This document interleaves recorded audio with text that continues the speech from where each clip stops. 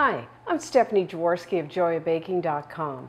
Today we're going to make granola cookies, and this is what they look like. They are buttery sweet, wonderfully crisp edges, soft and chewy in the center, and then of course full of granola. So the first thing you need to do is to preheat your oven to 350 degrees Fahrenheit, which is 180 degrees Celsius, and then you will need a couple baking sheets lined with parchment paper, or you could just lightly butter your baking sheet or just spray it with one of those non-stick sprays. So to make your batter, if you have a stand mixer, use your paddle attachment. You could use a hand mixer, or really, we're not incorporating a lot of air into this batter, so you could just large bowl with a wooden spoon. The first thing you will need is 14 tablespoons, which is 200 grams of butter at room temperature. I'm using the unsalted butter. I like the flavor, and I also like to control the amount of salt in my recipe, but you could use salted and then just leave out the salt that I'm going to add later in the recipe. So I'm just going to beat my butter on medium speed just until it's nice and smooth.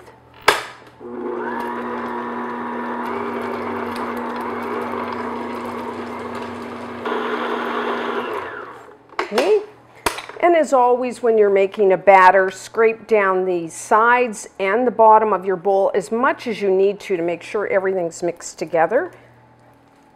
And next I'm going to add a half a cup, 100 grams of granulated white sugar, and 2/3 of a cup, 135 grams of firmly packed light brown sugar. And then I'm going to also, for flavoring, 1.5 teaspoons, 6 grams of pure vanilla extract. And I'm just going to beat this on medium speed until everything's mixed together. I want to get a little bit of air, but my main thing is just to make sure that the sugar and butter are all mixed together. Because if you beat this too long and get too much air, what's going to happen is you might get a lot, like too much spreading of your cookies as they bake.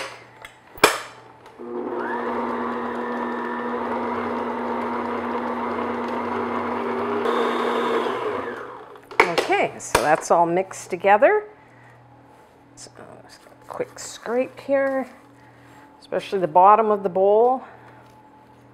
So now what we're going to add is 1 large egg, which is 55 grams out of the shell, plus 1 large egg yolk, which is about 17 grams. And have your eggs at room temperature. I'm just going to beat that in.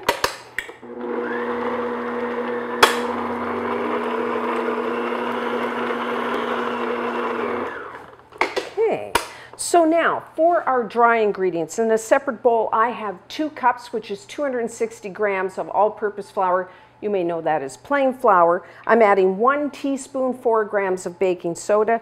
The baking soda is not only used for leavening here, but it also gives us that nice crisp texture like on the edges of our cookie. And then, because I used unsalted butter, I am adding 1/4 teaspoon, 1 gram of salt. So if you use salted butter, leave that out. And I'm going to whisk that. If you've made chocolate chip cookies before, you may notice this batter is, pretty similar to the chocolate chip cookie recipes that are on the joyabaking.com website. But really, all I've done is replace the chocolate chips with granola. So I'm just going to add my flour along with granola. You will need 1.5 cups, which is about 190 grams of granola. You can use store-bought, but I would recommend you make your own. It is so easy to make, and it is so good, and it's a lot cheaper than if you've ever bought granola. And because I like granola so much, I actually have 3 different granola recipes on the joyabaking.com website. All 3, no matter which one you want to make, would work perfectly here. Now, I typically make my granola with whole almonds, and then I like to put in some seeds like pumpkin seeds, sunflower, you use sesame seeds. I'm not adding any dried fruit into my cookie batter, and it's not in my granola. If you would like to, like some raisins or dried cranberries, dried cherry, something like that, then you could just replace some of the granola with dried fruit. So I'm just going to dump that in there.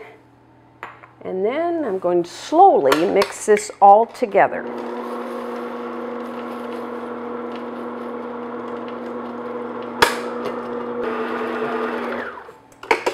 Okay, so we're done. I didn't mention, but for all 3 of those granola recipes that are on the joybaking.com website, I do have videos to go along with that. So if you're a little tentative about making them, just watch the videos. And also, besides dried fruit, you could also add some chocolate chips to this. Very good with granola. So, now I'm going to bake off my cookies like right away. If you found, like maybe if your butter was a little soft when you were making the batter, and if your batter is not like this, if it's quite soft, then cover it and put it into the refrigerator and let it chill. Really, this batter will hold a day or 2 in the fridge. So if you only wanted to bake some and then keep the batter in the fridge for a day or 2, you could do that. So if you've ever gone to bakeries, they make the real big cookies, which is what I like. So that's what we're going to do here. We're going to actually use a 1/4 cup per cookie, which is about 50 grams of batter. And if you have about that size ice cream scoop, you could use that.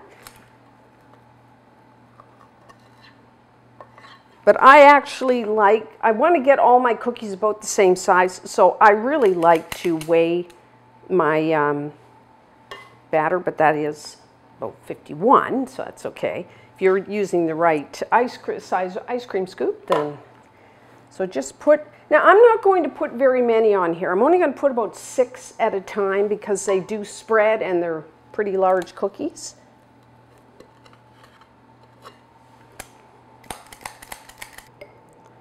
Okay, so that's 6. So kind of have them in a rough round shape there. And then what I like to do is flatten them with the palm of my hand just a little.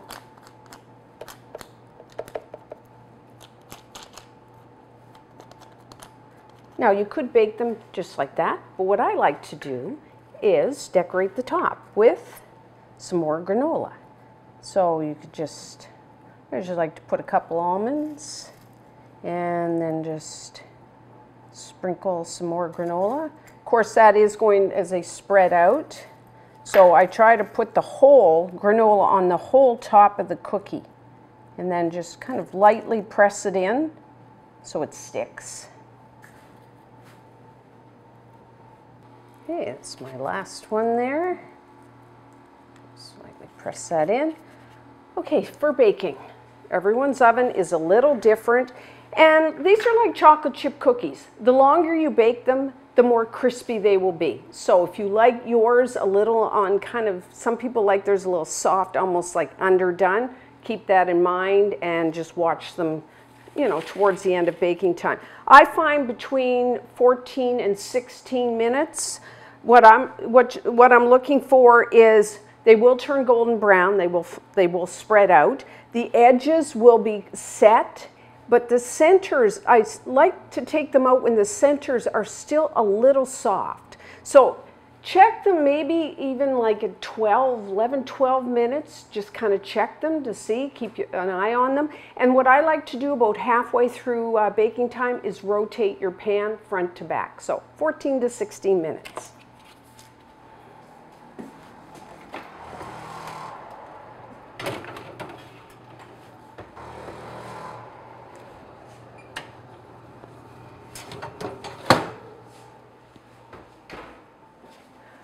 Okay, so our granola cookies are done. Put your baking sheet on a wire rack.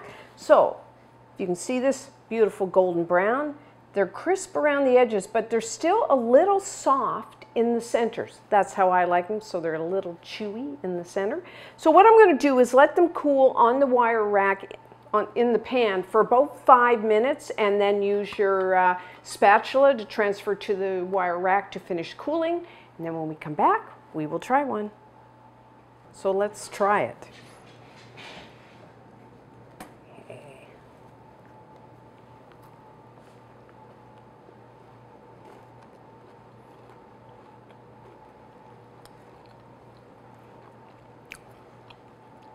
They are buttery and they are sweet, and the edges are wonderfully crisp. Yeah, you know, inside towards the center, they're nice and soft, which is just kind of how I like it. The crunch of the seeds and the nuts and the oats, which, you know, are crispy because of the, baking them for the granola. A really nice tasting cookie. They will keep, I mean, several days at room temperature. This recipe will make about 18 cookies in this size. Like I said, you don't have to bake them all at once. You can leave the batter in the fridge for a day or two and kind of bake them when you have a craving. So make these. And until next time, I'm Stephanie Jaworski of JoyaBaking.com.